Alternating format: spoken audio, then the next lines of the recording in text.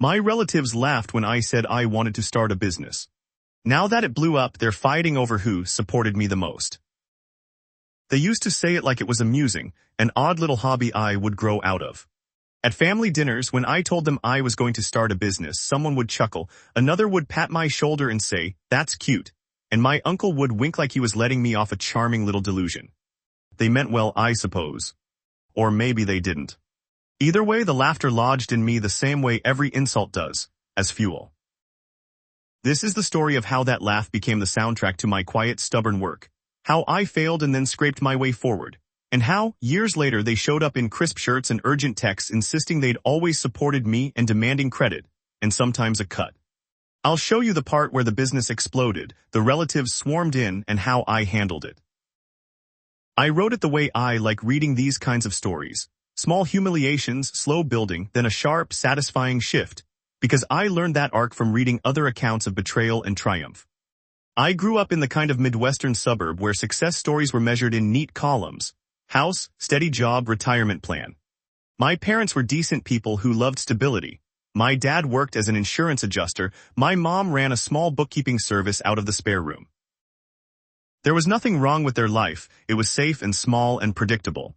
Me. I was always restless. I loved making things. First it was crude websites for my high school clubs, then little eBay stores selling refurbished tech I'd saved up to buy and fix. The first time I said, "I want to build a business," my mom smiled the way people smile when a kid says they want to be an astronaut. My dad raised an eyebrow and said, "You could do that on the side, right? Keep the day job." At 22, with a stack of credit card debt and a basement full of inventory, I quit my part-time retail job to try the side thing full-time.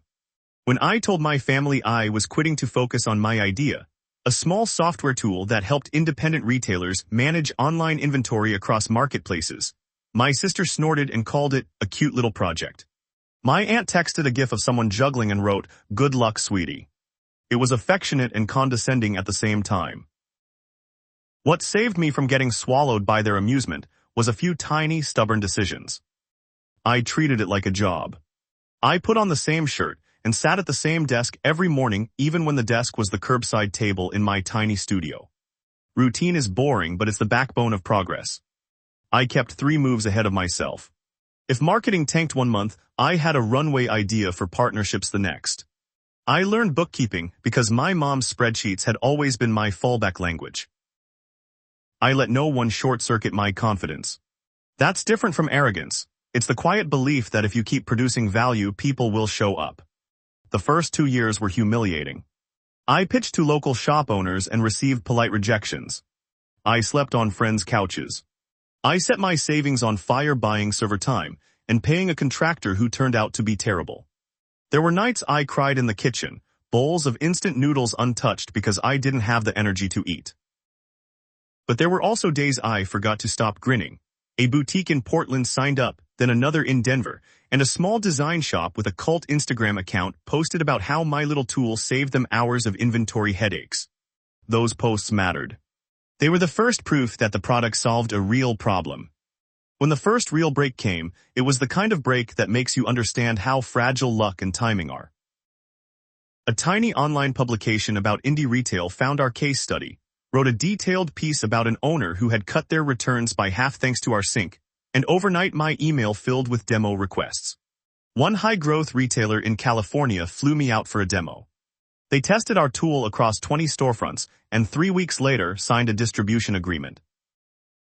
The revenue didn't just pay bills, it let me hire one back-end developer, then a community manager, then someone to handle customer onboarding. Scale is a funny teacher.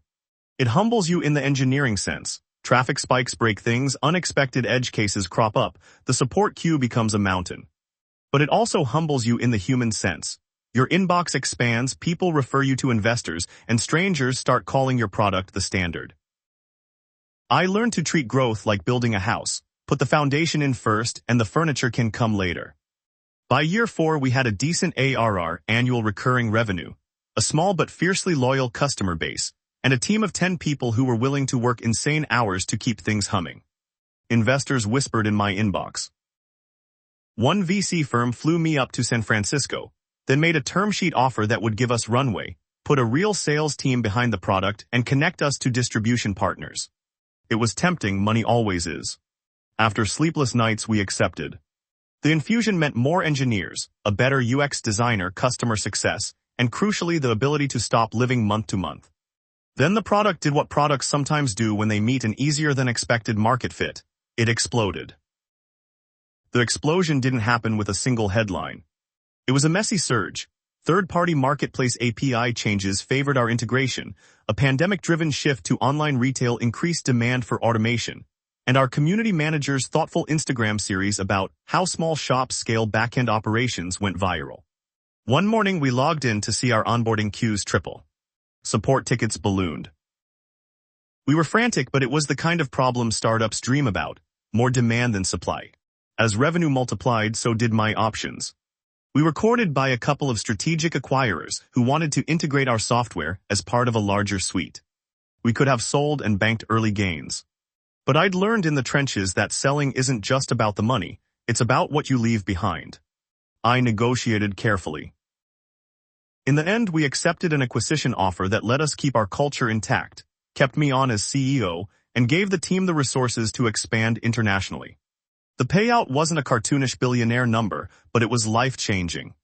I had a modest liquidity event and a multi-year equity and leadership contract that ensured I could keep steering the ship. And then, as these stories so often go, relatives who had once found my startup cute suddenly remembered that they had always supported me. It started quiet, a text from my cousin, a congratulatory message. Then a Facebook like on a post someone else made about our company. Then more, an aunt offering to send a congrats care package, a high school friend asking for a quick meeting so he could pick your brain. Mostly harmless. But then the tone shifted and the calls became different. My sister was so proud. My mom's cousin's wife told a mutual acquaintance, and a private message arrived from my cousin's feed. You should invite the whole family to the launch party, they helped get you here. The launch party was a polished event, a night with our team, partners, and a few press people. It was celebratory and professional.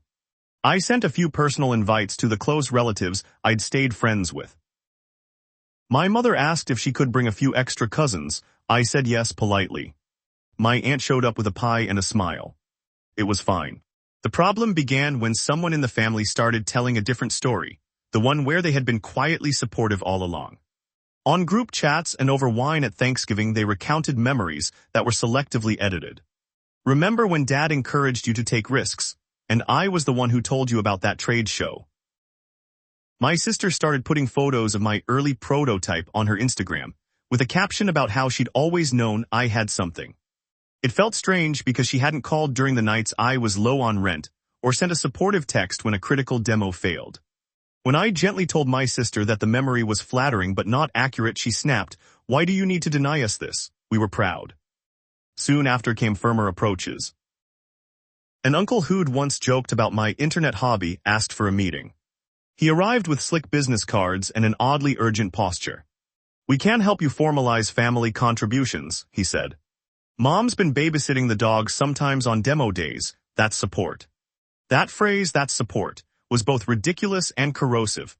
Anything they could remap to their narrative became a line item in a ledger they believed entitled them to a say. Then came the asks, a promise of equity for help, and a suggestion that they should be credited publicly as the family who supported me from the start. My inbox filled with cousins wanting introductions to affiliates and a childhood friend asking if he could be given a contract for helping me with branding. One relative, the one who had come to my first demo and laughed, wanted to be paid retroactively for emotional support. I remember sitting across from my lawyer and saying, "Is this normal?" He laughed, but he also drew a clear line. Congratulations create attention creates opportunists, and opportunists sometimes wear family faces. He told me to formalize every request, get it in writing, and treat every offer of support as a business transaction. But there was more than greed. There was also a performative element. Suddenly, every cousin had an anecdote of the one time they'd forwarded me an article or reacted to a post. Aunts wanted stories published in the company newsletter claiming they'd offered moral support during the hard early days. My inbox grew louder. "We helped you in small ways when you were young, remember, we were there." The tone ranged from earnest to entitled. Some messages were actually sweet. like a neighbor who'd baked cookies when I had my first small office. But the mix blurred the lines and made me defensive. The first family conflict that turned public happened when my sister insisted on being listed in our company press release as family advisor, because she'd always consulted on packaging. We had not, in fact, used her advice. Packaging had been designed by in-house designers and a contracted studio. Listing her would have been dishonest. I refused. That refusal detonated a flurry of group messages. "You're ungrateful," the messages said. We all helped. The key part of those moments, the part I tell people in private, is that the pain wasn't financial at first. It was the history theft. They were claiming the story that belonged to me. Late nights, small wins, busted demos, tiny celebrations. That story had been private. They were trying to make it communal to leech authority. I handled it like I handled vendors and investors, with a calm, procedural approach. First, I documented. I compiled the timeline, emails, old receipts, the messages from the first customers I had who'd written the tiny glowing reviews that had kept me going. I saved every note, call, log, and DM. If someone claimed to have helped, I asked for specifics.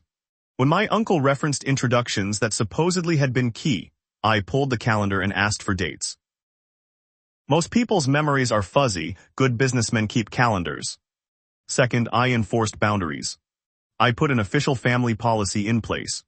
If anyone wanted to contribute in a way that would affect the company, money, introductions, or PR, it needed to be formalized. A written agreement, defined roles, and a conflict of interest disclosure. I told my family the rules, gently at first, then firmly. If you want to help in a business capacity, I said in a family Zoom, we will treat it like a business. That statement alone cooled a lot of the performative cheerleading. Some relatives backed down. Some called me cold. One aunt said, "You're turning them away when they want to be part of your life." My response was simple. I will always be family, but I won't let family reshape my business history. Third, I delegated. Not everyone liked that. There were threats ridiculous and petty, claims that being left out of the narrative was unfair, passive-aggressive social posts, and for a short while an awkward op-ed from a distant relative who'd never actually met any of our users. The worst moment was when a cousin publicly narrated at Thanksgiving how we all believed in him, while I sat at the table with my team and partners. I felt a surge of anger and embarrassment that took me by surprise. I wanted to stand up and shout the truth, the nights I'd nearly been evicted, the time I refinanced my car to pay payroll, but the table wasn't the place. The place was strategy. So I used the platform they wanted me to accept, public storytelling. I told the truth but selectively. I wrote a founder's note that was clear-eyed, generous where I felt generosity was owed, and blunt where boundary was required. I thanked friends and mentors who had actually helped. I described the long nights and the small victories.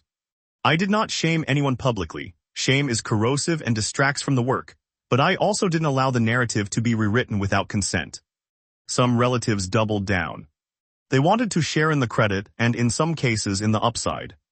They started talking about legal claims as if family entitles one to ownership. I wouldn't let that stand.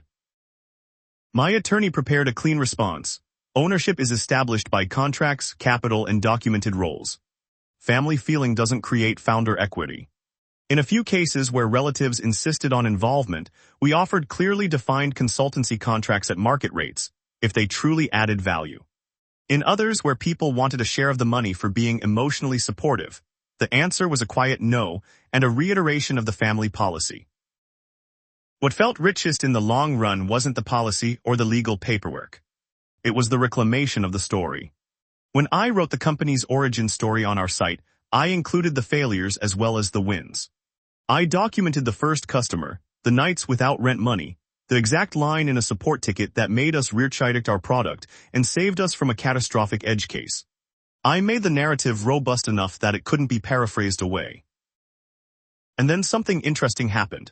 The same relatives who'd been angling for anonymity rights and outsized credit began to find quieter ways to mean well. My dad, who had once doubted the whole thing and would ask practical questions about 401(k)s in the same breath, sent a note, "Proud of what you built. You did it on your own terms." My mother baked bread for a small customer appreciation night in the office. These reconciliations were small and messy and fragile. Real life is like that, but they mattered. The loud entitlement faded, some people genuinely adjusted. Others stayed opportunistic. There were 3 clear lessons I kept with me through the melee. Document early and obsessively. The ledger of your life is invaluable when memories get weaponized. Keep the emails, the receipts, the DM threads, the earliest testimonials. Formalize help. If someone wants to be involved, make it an offer. Define the role, the compensation, and the expectations. If it's family, be generous in spirit but professional in execution. Protect the story you want to own. Stories get rewritten if you don't lead the narrative. Don't weaponize the past to punish people, but don't let them steal credit either. In the months after the acquisition closed, we set up a foundation fund to support indie retailers in emergent communities. I wanted to give back in a way that honored the small stores who'd been our first believers. I also started a quarterly newsletter that detailed not only product updates but real founder lessons. The bad decisions, the taxes that drained us, the nights we almost gave up. The newsletter became a modestly trusted resource in the indie retail world. People appreciated honesty. At a family reunion the following summer, there was a moment that felt like closure. My aunt, the one who'd always been the loudest with her, "I always knew you'd make it" comments, pulled me aside while the kids ran around and said, "I owe you an apology. I made it about me in front of guests." She told me she'd learned more about what I'd actually done by reading my newsletter. "You did the heavy lifting," she said quietly. I was proud before I understood the work. We hugged. It wasn't an epic reconciliation, it was a small, honest moment. Not every relationship healed. Some people are opportunists, some are performative. Some relatives receded into their narratives, because owning the truth would undermine their self-image. But in the end, that's a reflection of them, not of me. The business continues. We've expanded into 3 countries, our product supports thousands of small retailers, and we've hired hundreds of people over the years. I still get the odd message from someone who saw our story and decided to start their own thing. Those messages, short, sometimes raw, are the most meaningful parts of the job. If you find yourself in the same situation, the outsider who becomes interesting overnight, here's what I would tell you: keep doing the work. Let your product and results create the gravity that filters who stays and who only appeared for the harvest. Be generous when generosity is real. Be firm when your boundaries are needed. And never underestimate how powerful a well-documented, honest story can be in a world that loves a good revisionist memory. I'll leave you with one small human moment that still makes me smile. The first time a former skeptic, my grandfather's old neighbor who once said my internet hobby was a phase, texted, "Saw you on the local news. Didn't know you were that good." I wrote back, "Thanks, it's been a long time coming." Then I added, "Would you like to meet the team sometime? They love hearing war stories." He replied with a laughing emoji and "love to." It was small. It was real. It felt earned.